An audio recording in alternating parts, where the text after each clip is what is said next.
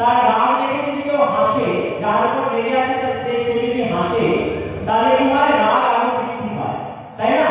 কেউ খুব রেগে আছে, তার উপর যদি আপনি হাসেন হা হা করে, তো তার রাগ আরো বেড়ে যায়। তো ব্রহ্মা আরো রেগে গেলেন।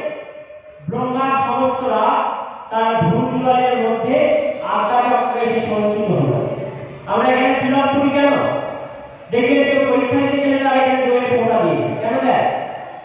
এইখানে আমাদের সমস্ত কনসেন্ট্রেশন, ধ্যান করতে হয় এইখানে। তো এইখানে সমস্ত শক্তি আমাদের জমা হয়। সেই জন্য এই জায়গাকে ঠান্ডা রাখার জন্য দইয়ের ফোঁটা লাগায় পরীক্ষার সময়। তিলক এইখানে করতে হয়।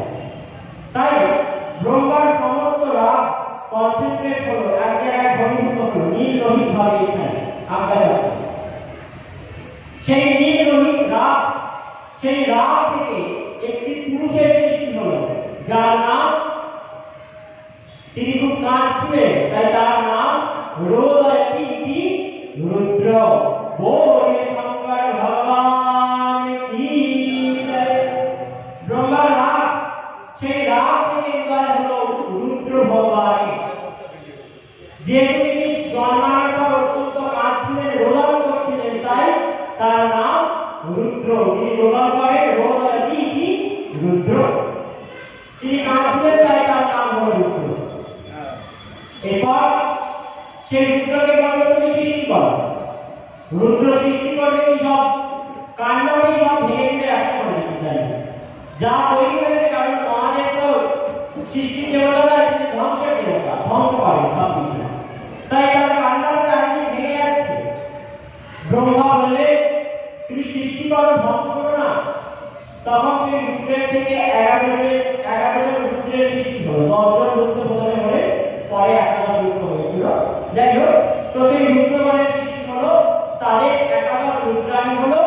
সেই রুদ্র আর রুদ্রাণী তারা চাইলে সৃষ্টি কার্য এগোলো, কিন্তু কেউ নিজ নিজ কার্যে খুব অল্পভাবে সক্ষম হয়েছিলেন, সম্পূর্ণ সক্ষম কেউ হয়ে উঠতে পারেনি। এইভাবে ব্রহ্মা অনেক চেষ্টা করছেন।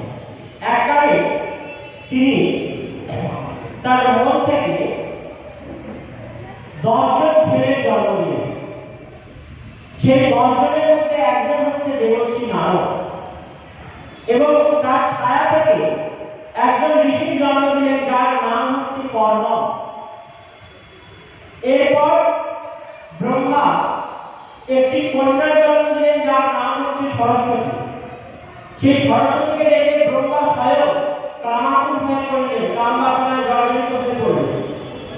ব্রহ্মা নিজের কন্যার সঙ্গে কামবাসনায় জর্জরিত হয়ে কামভোগে রত হতে যাচ্ছেন। এমন সময় সব ছেলেরা মিলে হাসাহাসি আরম্ভ করে যে বাবা তোমার ঠিক কাজ হচ্ছে না। তখন ব্রহ্মা রাগে নিজের সেই দেহটাকে, গ্লানিতে নিজের সেই দেহটাকে ত্যাগ করলেন। এরপর ব্রহ্মা চাইলেন আমি আরো সৃষ্টি করবো, কিন্তু সৃষ্টিটা আমি সফল হচ্ছে না। একে একে যক্ষ, রাক্ষস আদি অনেক কিছু তৈরি করলেন, কিন্তু মনুষ্য তৈরি করতে পারছেন না। পৃথিবীর জন্ম দিলেন, কিন্তু পৃথিবীতে থাকবে কে? সেই মানুষ করে পাবে? হঠাৎ ব্রহ্মা মনে করলেন যে আমি এই দেহে সৃষ্টি করতে পারবো না, তাই এই দেহ ত্যাগ করব। ত্যাগ করতে যাবেন, জলাশয়ের মধ্যে ব্রহ্মার দেহ 2 খণ্ডে বিভক্ত হয়। একটি খণ্ড পুরুষ, একটি খণ্ড মহিলা, নারী। বাম খণ্ডে নারী, ডান খণ্ডে পুরুষ। সেই 2টি খণ্ড থেকে 2টি পুরুষ এবং নারীর জন্ম হলো। তারা হলেন স্বয়ংভূ মনু আর শতরূপা। এইখান থেকে মৈথুন ধর্মের দ্বারা পুত্র উৎপাদন আরম্ভ হলো। সেই মনু ছেড়ে আমরা, তাই আমাদের নাম মনুষ্য। বলে মনু মহারাজ কি জয়। সেই মনু মহারাজের এবং শতরূপার সৃষ্টি হলো।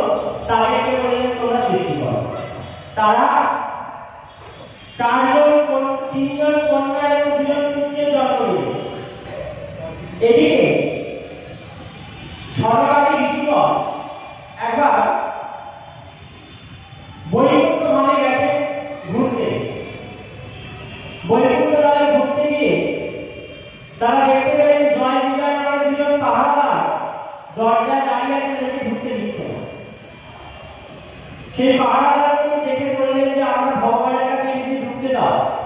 তারা বললেন ভগবান খুব স্বয়ং করছে, দেখা হবে না।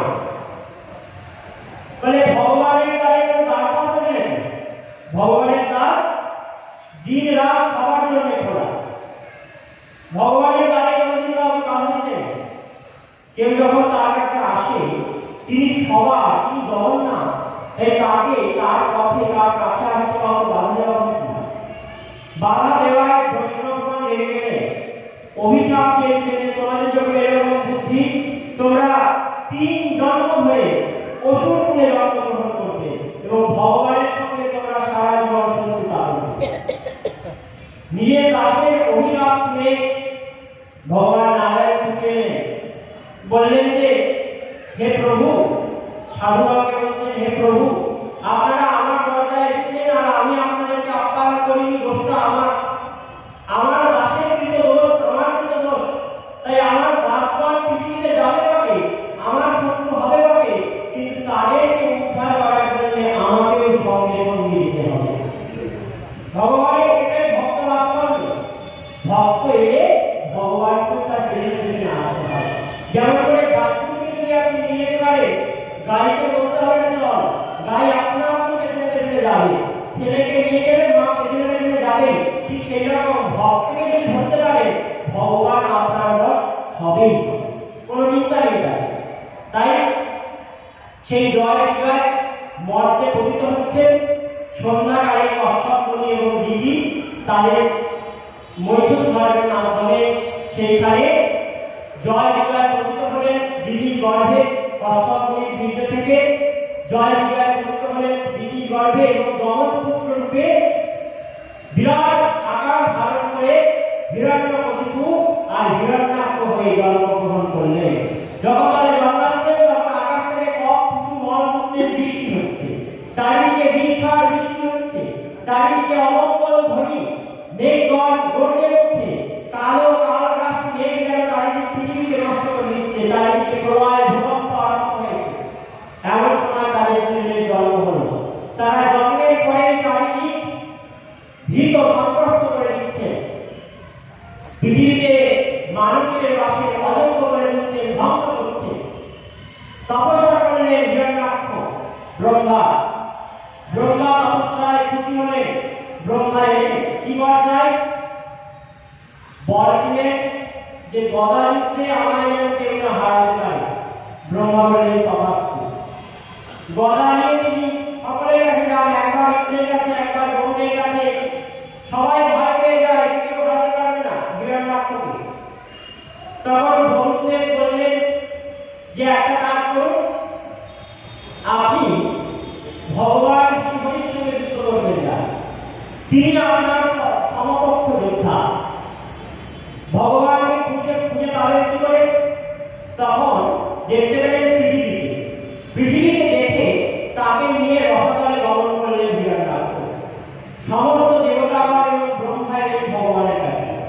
সবাই মিলে বললেন, হে প্রভু, আমরা পৃথিবী সৃষ্টি করলাম, কিন্তু এই পৃথিবী তো এখন হিরণ্যাক্ষের বশে, রসাতলে। পৃথিবী রসাতলে চলে গেছে, তাকে ফিরিয়ে আনতে কেউ পারবে না প্রভু, আপনি ছাড়া। এই আপনি কি পারবেন? ভগবান বললেন তথাস্তু। ব্রহ্মা বসে আছেন, হঠাৎ ব্রহ্মার নাম সৎসৎ করে উঠছে। ব্রহ্মা হেসে ফেললেন। ব্রহ্মার হাসি থেকে একটি ছোট্ট শুকর বরাহ তৈরি হল। সেই ছোট্ট শুকর আস্তে আস্তে দেখতে দেখতে বিরাট এক শুকরে পরিণত হল। আর সেই শুকর যখন গা ঝাড়ছে তখন যেন চারিদিকে প্রলয় ঘটে।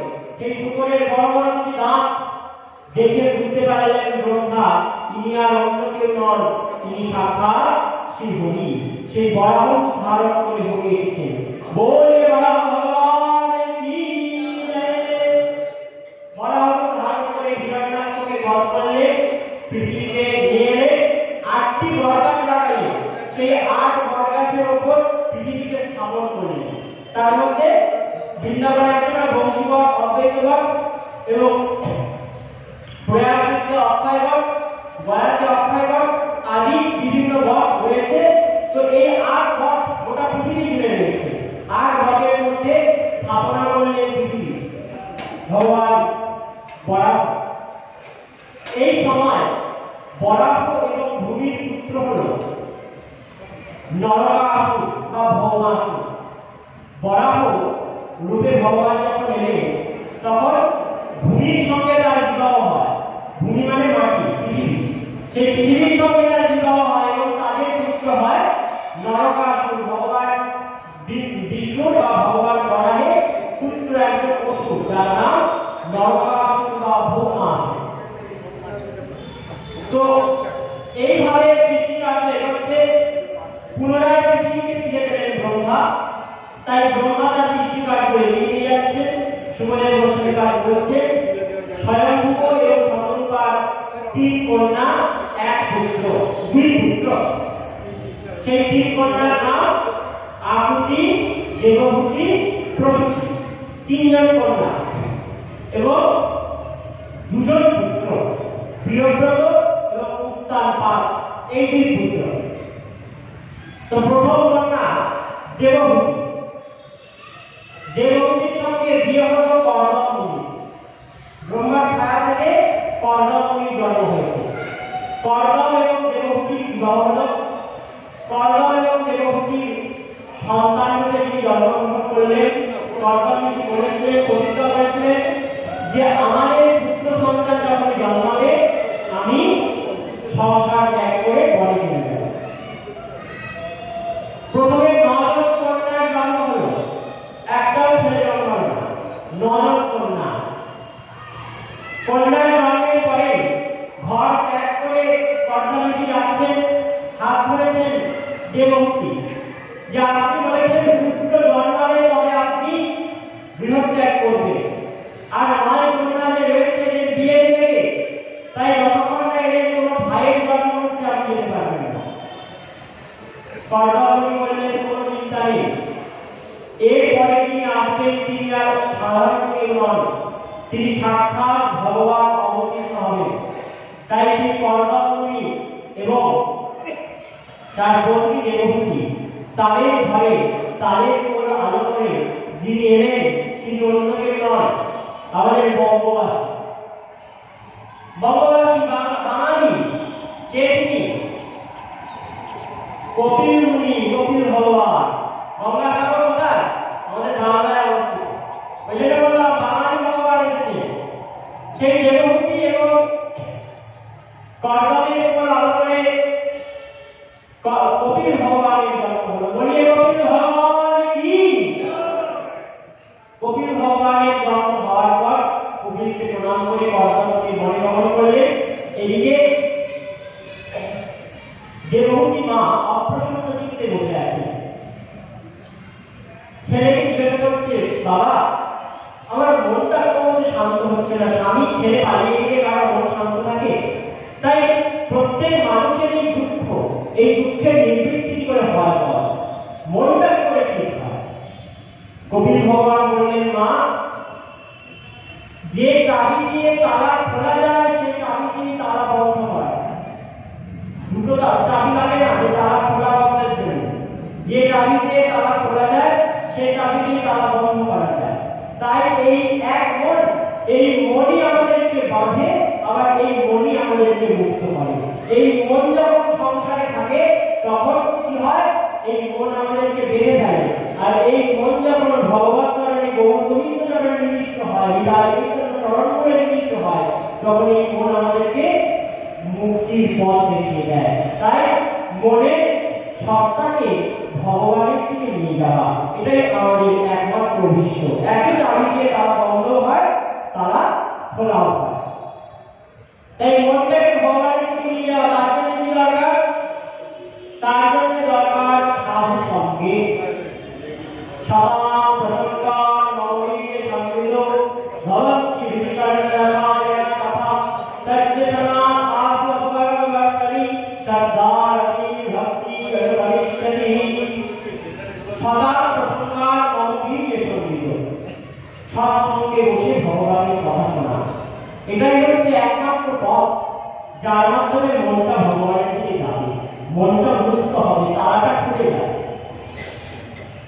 এইভাবে মা দেবহূতিকে জ্ঞান উপদেশ দিলেন। গর্ভনরকের বর্ণনা করলেন। আমরা যখন মায়ের গর্ভে যাই তখন আমাদের কিভাবে সৃষ্টি হয়, আমাদের কোন মাসে কোন অঙ্গ তৈরি হয় আদি সমস্ত কিছু বর্ণনা করলেন। দেবহূতি মা সমস্ত আত্মজ্ঞান লাভ করে, শাস্ত্রের জ্ঞান লাভ করে নিজের পুত্র কপিল মুনিকে ভগবান জ্ঞানে প্রণাম করলেন, পুজো করলেন এবং মা সমস্ত শরীর মনকে ভগবত চরণে নিবিষ্ট করে ভগবত ধাম বহন করলেন। কপিল মুনি আমাদের বাংলায় গঙ্গা সাগরের তীরে এসে উপস্থিত হলেন, সেখানে আশ্রম বানিয়ে কুটির বানিয়ে সেখানে বসবাস করলেন। বলে ভগবান কি। এরপর প্রথম কন্যার কথা হলো, চরিত্র হলো যার নাম দেবহূতি। এই দেবহূতি যে 9 জন কন্যা জন্মেছিল, সেই 9 জন কন্যার মধ্যে একজন হচ্ছে অনসূয়া। সেই অনসূয়া বিবাহ হলো অত্রি নামক মুনির সঙ্গে। অত্রি আর অনসূয়ার কোনো ছেলে ছিল না, কোনো সন্তান ছিল না। তারা ভগবানের প্রার্থনা করলেন, ত্রিদেবের উপাসনা করলেন। ত্রিদেব এলেন, উপস্থিত হলেন। ত্রিদেব একসঙ্গে বলে উঠলেন, ভো অত্রি বয়ম অত্রি।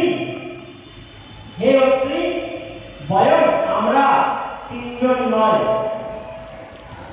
যারা মনে মনে ব্রহ্মা বিষ্ণু মহেশ্বর আলাদা, তাদের জন্য বলছেন ব্রহ্মা আদি 3 জন বলছেন ভো অত্রি বয়ম ন ত্রি। আমরা 3 জন নয়, আমরা এক সত্তা। অত্রি বুঝতে পারলেন যে আমার ঘরে কোনো এক ভগবান আসবে না, 3 জন একসঙ্গে আসবে।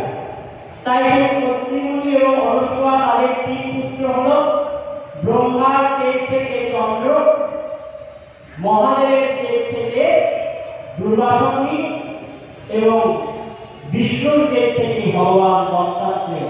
বলে দত্তাত্রেয় ভগবান কি। এইভাবে ভাগবত একে একে সমস্ত অবদানের বর্ণনা করছে। তো দেবহূতির বংশ পরিচয়, বংশ বর্ণনা আমরা শুনলাম। 3 কন্যা, দেবহূতি, আহুতি, প্রসূতি। এরপরে দ্বিতীয় কন্যার নাম হচ্ছে প্রসূতি। এই প্রসূতি নামক কন্যার সঙ্গে বিবাহ হলো দক্ষ প্রজাপতি। আমরা সবাই জানি দক্ষ প্রজাপতির নাম, সবাই শুনেছি, দক্ষ যজ্ঞের কথা সবাই শুনেছি। তো সেই দক্ষ প্রজাপতির সঙ্গে বিবাহ হলো প্রসূতি। তারা ব্রহ্মাকে জিজ্ঞেস করলেন কি করবো। ব্রহ্মা বললেন, প্রজাপতি দক্ষ, তুমি একটা কাজ করো, তুমি সৃষ্টি কার্যকে অগ্রসর করো। তখন দক্ষ মুনি, দক্ষ রাজা, তার 10,000 ছেলের জন্ম হলো। 10,000 ছেলে হলো, পুত্র হলো। 10,000 ছেলের নাম রাখলেন অদিত। তাদেরকে বললেন তোমরা সংসার করো। তারা সংসার করতে গেলে হঠাৎ পথে নারদ মুনির সঙ্গে দেখা। নারদ বলছে, কোথায় যাও? বলে আমাদের বাবা বলেছে সংসার করতে যাই, বউ খুঁজতে যাচ্ছে। ভালো স্ত্রী নাহলে সংসার করা যায় নাকি? বলছে সংসার করে কি করবে? দেখো আমি সাধু, আমার মতো সাধু হয়ে যায়। সংসার করে কি হবে? সাধুদের অনেক লাভ, ভালো ভালো খেতে পারবে, ভালো ঘুরতে পারবে, কোনো বাধা নেই, কেউ চাচাচাচি করবে না, সাধু হয়ে যায়। এটা আমি বলছি, আমার করে বলেনি যদিও। তিনি ভগবত তত্ত্বের জ্ঞান দিলেন যে ভগবানের কৃপা কি। মানুষ দেহ আমরা পেয়েছি ভগবানের ভজনের জন্য। এই মানুষ দেহ পেয়েছি সংসার করার জন্য নয়। আমরা বহু জন্ম সংসার করে এসেছি, পাখি বহু ছাগল সব পেয়েছি, সব বেলায় সংসার করেছি। তাই যে কোনো প্রকারের মনকে ভগবত চরণে নিবিষ্ট করা, এটাই আমাদের একমাত্র কাজ। তাই নারদের কথায় একসঙ্গে 10,000 ছেলে সাধু হয়ে গেল। দক্ষ রাজা আবার 1,000 ছেলের জন্ম দিলেন। নারদ আবার সবাইকে সাধু করে দিল। দক্ষ রাজা অভিশাপ দিলেন নারদকে, তুমি এক জায়গায় 2 ঘড়ির বেশি, মানে 48 মিনিটের বেশি থাকতে পারবে না। নারদ অভিশাপ পেয়ে আনন্দে নাচছে। দক্ষ বলছে, নাচছো কেন? বলে আমি এক জায়গায় বেশিরভাগ থাকবো না, মানে বিভিন্ন জায়গায় ঘুরে বেড়াবো। আর যত বেশি ঘুরতে পারবো তত বেশি সবাইকে সাধু করে বেড়াতে পারবো। তাই আপনি আমার অভিশাপ না দিয়ে আপনি আমার আশীর্বাদ দিয়েছেন। বলে নারদ মহারাজ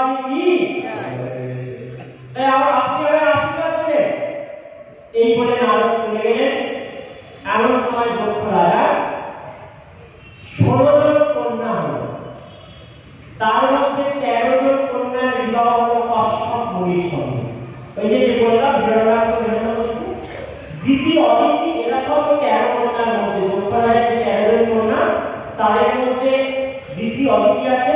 সেই অদিতির গর্ভ থেকে যত সন্তান তারা হচ্ছে দেবতা, আর দ্বিতীয় গর্ভ থেকে যত সন্তানের জন্ম তারা হচ্ছে দৈত্য। দ্বিতীয় ছেলে দৈত্য, অদিতির ছেলে দেবতা।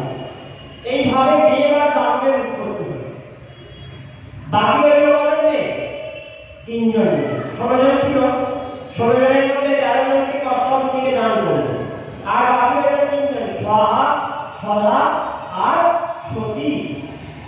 স্বাহা নামী কন্যার সঙ্গে বিবাহ হলে অগ্নি, সদার সঙ্গে যোগ্য পাত্রের বিবাহ হলে, আর রইলেন বাকি সতী, জগজ্জননী মা, আদ্যা শক্তি মহামায়া। সেই সতী ছোট থেকেই ভজন করে ভগবান মহাদেবের। ভজন করতে করতে মহাদেবের তার অত্যন্ত গাঢ় প্রেম। সেই প্রেমের ফলে একদিন মহাদেব তার উপর প্রসন্ন হলেন, দেখালেন। শিব আর সতীর বিবাহ হলো। বলে সতী মহারানী কি, ভূত ভাবন মহাদেব কি। বিয়ে তো হলো, কিন্তু শ্বশুরের ভালো লাগে না। দক্ষরাজের শ্বশুর শিবের শ্বশুর, ভালো লাগে না। একটা ব্যাপার আছে, এইরকম ভাবে সবসময় ছাই রেখে ঘুরে বেড়ায়, ভস্ম রেখে ঘুরে বেড়ায়, তারা ছাই না, মরা পড়ে ছাই পায় না। একটা শাসকি আছে, দিদি একই তখন দিকে চলা গেল সঙ্গম ছড়া হয় না অবসর, গৌরী আনার কথা মনে হলো না। নিজে মাঠে ছাই কুমারে মাথায়, সিদ্ধি ঘুটে খায় বড়দে চড়ায়।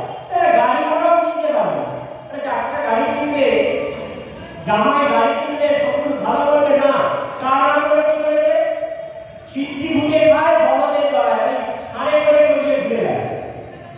একটা ঘর বাড়ি নিয়ে ওই গাছতলায় বরফের পাহাড়ের উপর বসে থাকে। তাই শিবের ওপর অত্যন্ত রাগ হচ্ছে, প্রচন্ড রাগ, সবসময় রেগে থাকে যে মেয়েটা অপারত্য দান হয়ে গেল। আমি কি চেয়েছিলাম নাকি বিয়ে দেব, মেয়েটার দান অপারত্য হয়ে গেল। একবার এক সভা হয়েছে, সেই সভায় ব্রহ্মা বিষ্ণু মহেশ্বর সবাই আমন্ত্রিত, সবাই এসেছে, সমস্ত দেবগণ এসেছে। সেখানে সভাপতি ছিলেন দক্ষরাজ, রাজা দক্ষরাজে প্রবেশ করছে, উঠে দাঁড়ালেন সবাই। 3 জন উঠলেন না, সবাই বলতে একটু শুনবেন। সবাই উঠে দাঁড়ালেন, 3 জন উঠলেন না। কে? ব্রহ্মা বিষ্ণু আর মহেশ্বর। দক্ষরাজা দেখলেন যে 3 জন দাঁড়ায়নি, বলে ব্রহ্মা ওঠেনি, ঠিক আছে, কারণ তিনি আমার বাবা হন। প্রজাপতি ব্রহ্মা, তার ছেলে আমি, তিনি আমার বাবা হন, ওঠেনি, ঠিক আছে, বাবার ছেলে বাবার দরকার নেই। বিষ্ণু, তিনি আমার আরাধ্য, আমি তার আরাধক, আমি তার সেবা করি, তাই তিনি ওঠেনি, এটাও ঠিক আছে। ভক্ত এলে ভগবান ওঠেন না, ঠিক আছে। কিন্তু ওই বেটা মহাদেব, ওকে সবাই মহাদেব বলে, ও তো আমার জামাই, শ্বশুর এসেছে, জামাই দাঁড়ায়নি।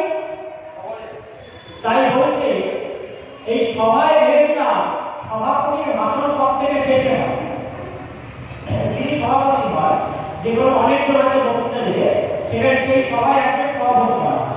তো সভাপতিকে বক্তৃতা দেওয়া হয় সবার শেষে। দক্ষরাজের সভাপতি, তিনি সবার আগে বক্তৃতা দিচ্ছেন, বলছেন যে আমি তো চেয়েছিলাম এটি দিয়ে দেবো বলে। এই সভা আজকে দেখতে পাচ্ছি যে আজকে এই সভা বিদ্যুৎ সভা না হয়ে এই সভা একদম নির্লজ্জ। এই সভা একদম নির্লজ্জ এবং একদম অশিক্ষিতের সভা হয়ে গেছে। কেন? এই সভায় ওই শিবের মধ্যে একজন যিনি জ্ঞানের দেবতা, তাকে বলছেন শিবের মধ্যে একজন অশিক্ষিত নির্লজ্জ এখানে আছে, তাই এই সভা অশিক্ষিতদের সভা। এইভাবে তিনি শিবের নিন্দা আরম্ভ করেছেন। নিন্দা করে যাচ্ছে, বেটা গাঁজাখোর আদি করে করে তা রাখেননি, অনেক নিন্দা করেছেন, যা নয় তাই বলেছেন। শিব নিন্দা সহ্য করতে পারলেন না, সেখানে থাকা নন্দী আদি শিবের মনেরা তারা উঠে দাঁড়াবে, তারা সবাই উঠে দাঁড়িয়ে প্রবেশ করলেন, প্রতিবাদ করলেন, খবরদার শিবের নিন্দা যদি মুখ থেকে আর বেরিয়েছে তোমার মস্তক ছেড়াল করবে। মহাদেব সবাইকে বসিয়ে দিলেন। পুনরায় আবার শিবনিন্দা আরম্ভ করেছেন। লক্ষ শিবনিন্দা শুনে ব্রাহ্মণ চুপ ছিলেন পয়সা বলে। যত লোভী ব্রাহ্মণগুলো গেছিল সবাই দক্ষিণা ভালো পাবে বলে সভাপতি যেহেতু দক্ষ সেই তো পয়সা দেবে, তাই দক্ষিণা ভালো পাওয়ার জন্য শিবের নিন্দা শুনেও ব্রাহ্মণরা চুপ ছিল। তাই নন্দীকে মহাদেব ধরে রাখতে পারলেন। তিনি দাঁড়িয়ে পড়লেন, দাঁড়িয়ে পড়ে বললেন, হে ব্রাহ্মণগণ, তোমরা যে কারণে শিব নিন্দা শুনেছ সেই তোমাদেরকে বলছি তোমরা শিবের নিন্দার প্রতিবাদ করনি, তাই তোমরা ভিখারি হও। সেই জন্য ব্রাহ্মণ লাখ টাকায় ভিখারি, যতই থাক দেখবেন ব্রাহ্মণের স্বভাব ভিখারি, এটা কিছুই নেই তার, তাই তোমরা ভিখারি হবে। ব্রাহ্মণের যখন ব্রাহ্মণরা এমন অভিশাপ পেলেন, ব্রাহ্মণরা বলছে আমরা ছেড়ে দেবো, আমরা ছেড়ে দেবো পাঁচশোবার শিবের যতবার তারা সব পাশন হবে। এইভাবে নিজেদের মধ্যে অভিশপ্পার বর্ষণ আরম্ভ হল। মহাদেব সবাইকে শান্ত করলেন, সবাই উঠে গেলেন। এমন সময় মহাদেবকে অপমান বেশি করে করার জন্য দক্ষরাজ তিনি একটা যজ্ঞ আয়োজন করলেন, যজ্ঞের আয়োজন, যজ্ঞানুষ্ঠান। সেই যজ্ঞে সবাই আমন্ত্রিত হল। কমফল হরিদ্বারে সেই যজ্ঞ হল, কমফল হরিদ্বারে সেই যজ্ঞ হল। হরিদ্বারের কমফলে গঙ্গার সমীপে দক্ষ রোড, সেখানে দক্ষ রাজার যজ্ঞস্থলী রয়েছে। সেখানে যজ্ঞানুষ্ঠানে ত্রিভুবনের সবাই আমন্ত্রিত। শুধু আমন্ত্রিত নয়, শিব পরিবার, ভগবান মহাদেব আর তার পত্নী সতী। আকাশ থেকে দেবগণ বিমানে করে যাচ্ছে দক্ষ রাজার যজ্ঞে সম্মিলিত হওয়ার জন্য। সতী কৈলাস থেকে দেখতে পেয়ে সবাইকে জিজ্ঞেস করলেন, কোথায় যাও? বলে দক্ষ রাজার যজ্ঞে যাচ্ছি, আমন্ত্রিত হয়ে। সতীকে বলছে, তোমার তো বাবা ভাই, তুমি জানে না? সতী মনে মনে ভাবছি, বাবা তোমাকে নিমন্ত্রণ করেনি। নিমন্ত্রণ না করলে কি হয়েছে, বাবার কাছে বিনা নিমন্ত্রণে যাওয়া যায়, বন্ধুর বাড়ি আর বাবার বাড়ি বিনা নিমন্ত্রণে যাওয়া যায়। মহাদেবকে বললেন, মহাদেব উত্তরে বললেন যে খবরদার যেও না, বিনা নিমন্ত্রণে যাওয়া উচিত না। মহাদেবের কথা শুনলেন না, তিনি গেলেন, সঙ্গে নন্দী আদি গণকে নিয়ে গেলেন। সবাইকে দেখে দক্ষ রাজা আরো রেগে গেলেন এবং শিবলিঙ্গ আরম্ভ করলেন। তাই মা সতী কি করলেন, শিবলিঙ্গকে মুখ দেখবেন না বলে, শিবলিঙ্গা যে কানে শুনেছেন সেই দেহ রাখবেন না বলে যোগাগ্নিতে, সেই যজ্ঞকুণ্ডের কাছাকাছি যোগাগ্নিতে নিজ দেহকে পুরো দগ্ধ করলেন, পুড়িয়ে দিয়ে মা সতী দেহ অন্ত হলেন। বলে সতী মাইয়া কি খবর গেল মহাদেবের কাছে।